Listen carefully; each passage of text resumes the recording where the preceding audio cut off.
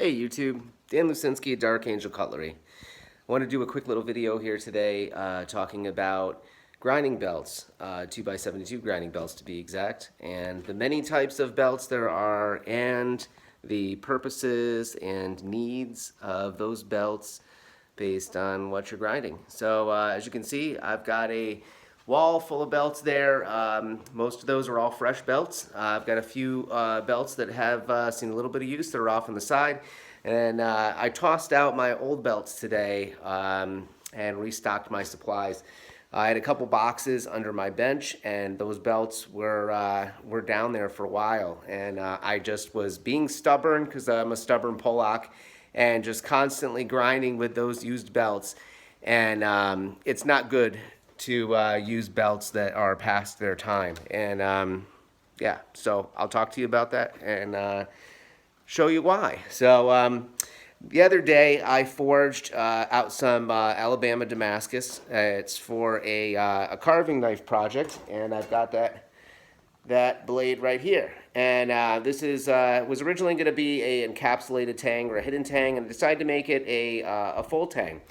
And the reason for that was just as simple as we had enough steel, and I felt like being adventurous. So that knife, after I forged it to shape and forged in my bevels, I immediately quenched that blade. And I went and tempered the blade after, and toaster oven here that I use for tempering.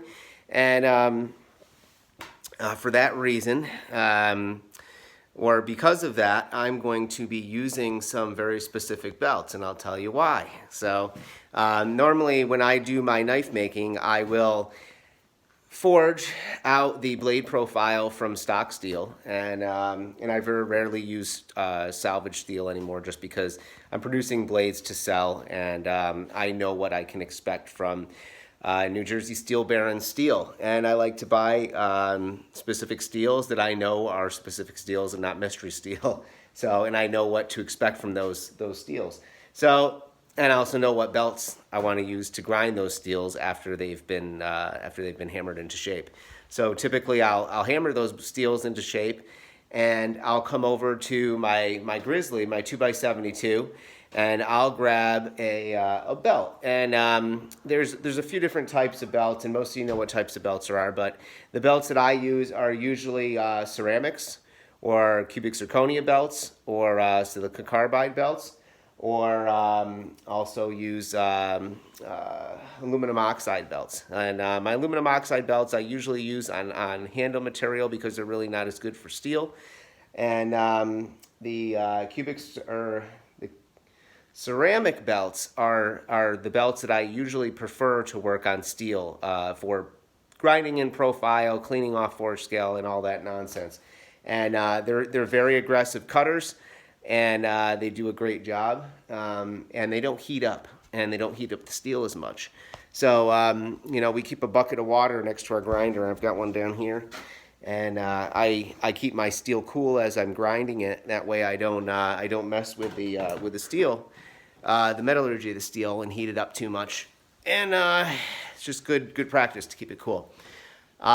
So when I'm working a piece of steel the profiles have been forged, but it hasn't been quenched yet or hardened, and it hasn't been tempered yet, I'm not as concerned over the temperature, but I still try to watch it. And because of that, I will a lot of times use the cubic zirconia belts. And the cubic zirconia belts, they cut very fast as well, but the life doesn't quite last as long as the ceramic, and they don't keep the steel quite as cool as the ceramic belts. So a lot of times I'll use the cubic zirconia just for economy's sake. If I've taken a piece of steel like this carving knife, this Damascus carving knife here that I was showing you, and this has been forged and quenched and tempered, I'm going to be very mindful of the temperature of the steel while I'm grinding it. So with a blade like this, or with steel like this, I don't want to delaminate the Damascus, and I don't want to screw with my temper, and I want to keep my temperatures very controlled. So I'm going to use the ceramic belts instead of the cubic zirconia, and that'll allow me to control that temperature. I've got a couple Wakazashis here. I've actually got twins. Here's one of them. And these are just forged profiles. So I've got to grind in bevels, and I have to remove a lot of metal. So yeah, I've got a lot of grinding to do on those. We're going to grind the living shit out of those blades. So those, I'm not as worried about controlling temperature of the steel. So the cubic zirconia belts that I have quite plenty of, we'll probably designate a belt of each grit to each one of those Wakazashis, depending on how much life we get out of them. I've got some good belts here. I bought some red label abrasives of the cubic zirconias, and then I have some VSMs of the ceramics, and I'll show you what I got here. And I just put all these out here, like I said, and I wanted to talk a little bit about the belts that I bought in just that type of grinding. So the VSMs I have here I had bought prior to getting the red labels, and I just started using these red labels about last year, and I've really fallen in love with the brand and the quality of their belts. They're good belts, so I'm not gonna. They didn't give me a banner or anything to hang in here, so I'm not gonna sing their praises all video here. But so these are 60 grit, and that's usually what I'll start with. These are the VSMs, and those are ceramic. And you'll see VSM ceramics. It's a polyester belt, and I think it's like a medium flex belt. And then behind those here are the these are the red labels, and these red label abrasive belts are, what were they? These were 50 grits, and those are the cubic zirconia, and they're a heavier belt. I mean, wait, where's that too? No, they're just a heavy belt. So you can see the thickness of the belt, which is surprising. I mean, it's just a really good quality belt. So I mean, here's the VSM. You see how thick that VSM is, and then look how thick that red label, that nice green belt is. It's a thick belt, and this is the cubic zirconia, and this is the ceramics. And I've got 6 of the cubic zirconia belts that are 50 grit, and then 2 of the 60 grit ceramics. So the ceramics, like I said, I'm going to save for blades like that Alabama Damascus that has been quenched and tempered, and I'm going to try to control the temperature as much as possible. And if it loses its temper, we'll requench it and we'll retemper it, and God forbid we have to do that, but we'll be mindful of it. So the next rack down here, these are also red label abrasives, and these are these are the VSMs. I apologize.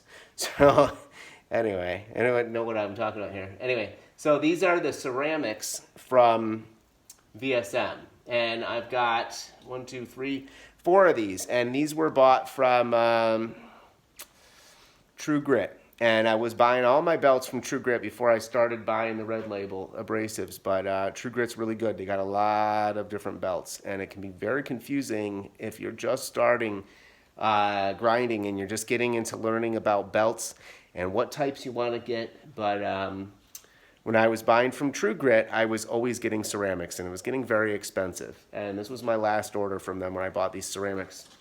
And I started using some of these cubic zirconia belts and realizing that they're performers too. They do really good, and especially the red label ones. The red label abrasives, they're great quality belts, and they have great life, and they grind very well. So they're metal eaters. So for a lot less money, I got, let's see, 1, 2, 3, 4, 5, 6 of the these from red label abrasives, and they are 120s. So the 100 grit ceramics VSMs from True Grit will perform a little bit better probably than these red levels. I don't know that. I'm not going to say that for sure, but these are both on par with each other. This 120 grit from Red Label, it's going to grind very similar, I think, to that 100 grit VSM, and you know, maybe a nominal difference. But like I said, I mean, you're talking a ceramic belt versus a zirconia belt, and they're very, you know, they're very similar. And I, like I said, I always liked those ceramic belts better. But yeah, these zirconia belts are from Red Label. They're good stuff. So I don't keep saying that, but trust me, they're good. So like I said, my first belt that I start at, If I'm doing a tempered blade is 60. If I'm doing an untempered blade or just some steel to do profiles and bevels, I'm going to start with that 50 grit, that Red Label. And then onto the 120 from Red Label or the 100 from VSM that I got from True Grit. The next rack I've got here is a really nice high quality belt. These were bought from True Grit as well. And I just haven't gotten into this grit from Red Label yet. But these are 220 Norton Blue Fire belts, and they're great, great, great belts. And this will be for my finishing. So once my profiles are in and my bevels are ground in and they're starting to look clean and level, that's when I'll go to that 220 grit. And I'll really start cleaning up and making sure everything's flat and start taking those grind lines down and getting things trued up. But those Norton Blue Fires, great belts, real high quality belts. The Norton Orange, I think, are the more expensive ones, but the blues are good. I have great experience with those. I like them. So aside from like 3M belts, they're my go-to. When I can afford to buy a lot of those 3M Trisac belts, I'll buy a ton of those too. And I've got a few on the end. I'll show you those as well. But lastly, I've got some, what are these? These are Hermes belts, and these were bought from True Grit as well. And I'm pretty sure these are ceramic. I could be wrong, so don't quote me on it. But I have some, and these weren't super expensive, so I don't know. These actually, I take that back, all right? These might be silicone carbide, actually. These might be my budget belts. But these are the finer grit belts, and these are for finishing or for maybe some handle shaping and cleanup and finish work. So I've got some 600. Like I said, these are Hermes belts, not expensive belts. I bought 4 600 grit belts, and then I've got 4 800 grit belts. So 6 and 800. I usually stop at 800. When I'm doing hand sanding, I'll go up beyond that a lot of times and just doing a little cleanup for work if I see some scratches and stuff. And I'll even, when I go do my hand sanding, I'll go back in grits and then I'll come back down to the higher grits and just make sure I get those scratches out and get it cleaned up and get a consistent look. And I'll go beyond 800 when I finish with the hand sanding and take it to 1,000 all the way across everything. That way it'll give it a nice even finish all the way across. It will look like I came back and did touch up here and there. You want a consistent look all the way through your knives. So this is where I'm at now, and it's taken me a while to find the right belts that I like and find consistent methods. And when I was buying belts early on, I would buy a little this, little that, and I'd find little belts that did different things, and I'd kind of dabble in doing different things with those belts. But the further I go and the more knives I produce, the more I'm trying to get a very consistent look with my knives. So that's where I'm at, and I've got these belts working for me well, and I'm happy with them. So I'm not going to be switching to different belts and trying different. These are the grits I like using. This is what I go through in my process. 3-4 grits are good to go. I used to buy a lot of different grits and a lot of different belts, and I was constantly like, some belts would wear down before others. I wouldn't have certain ones in stock, and then I'm using belts that are chewed up and trying to get something out of them that I really shouldn't. And it's better to just buy enough of each of 3 or 4 really basic grits and just use those and be consistent and use fresh belts. Use belts like they're going out of style, like you got an endless supply, and you will produce better knives. I can't stress that enough. There's a lot of people who use old-ass belts and keep trying to get life out of them. They have this big pile of old belts, and it's like, what the hell are you saving them for? End of days, you're going to pull them all back out and make Armageddon blades or something. So I don't deal with old belts. I've got a couple, and maybe these have maybe 1 or 2 more uses in them, just because they've seen a couple of knives, but not a lot. And these are a real mix of belts, like 24 grit, and then I've got a couple 60s, VSM belts. I've got a Yeah, 24 grit zirconia belt. I've got a couple aluminum oxide belts that are 400 grit that were I did some handle shaping with. I've got a couple of these scalloped 240 grit belts. They're 1-inch scalloped 1x72s, and they're good for like tight to reach curves or tight curves and handles, like little finger grooves and stuff. If you don't want to get that edge of the belt digging into your handle material, if you've got to kind of take down a tight area that's curved, a scalloped belt is the way to go, because that scalloped edge won't cut a line into your material. And especially like my Grizzly here, it's balls out. It doesn't have a rheostat on it or a speed control, so it's just the speed that it goes. And I put a larger wheel on my Grizzly here. I think this is a 10-inch wheel, and the Grizzly comes with an 8 normally. So I went up in wheel size to, one, slow the machine down a little bit, but also because I was doing some hollow grinding and working on larger knives. And if you look at this wheel here, this 10-inch wheel, it comes out past the motor. So when you're grinding that other side or working that other bevel, your hand can clear the motor better. So it's a lot easier to grind with on a bigger wheel, at least for me, for what I do. But okay, and the last couple belts here are these are 3M trisac belts, or I think they're called Gators, whatever. Everybody's calling these things different stuff, but this is an A45, I believe that's a ceramic, and then an A65, that's a ceramic. You can see there's CF is the ceramic ones.